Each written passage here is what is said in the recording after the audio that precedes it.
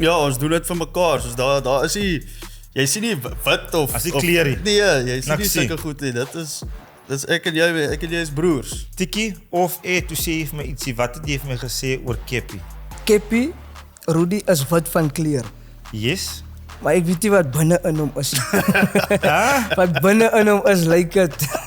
Dis ietsie anders. Dit Ons is mense. kleur en yes, dit is ons mense en dit is hoe die respek wat ons om mekaar het. Daar is Africans by ons, daar's wites by ons, daar's bruines by ons, maar ons treat mekaar soos broers. Oef, en ek dink vir jou die vraag waarvan jy praat so mooi oor dit, is dit een van die suksespillers vir julle?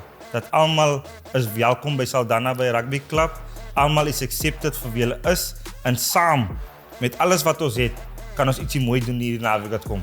Rudy, beslis, omrede, of jy nou klein is, of jy maar is, of jy vet is, of jy groot is, maak nie saak wie nie, jy is welkom by Saldanha by Rugby Club. En hulle treat hulle dieselfde, so enige iemand wat wil kom, hy sal nie verkeerd gaan nie. Ek is van Vredenburg, toe ek daar kom, wat vir my uitgestaan het is champion mentality. Hulle vat dit baie moeilik.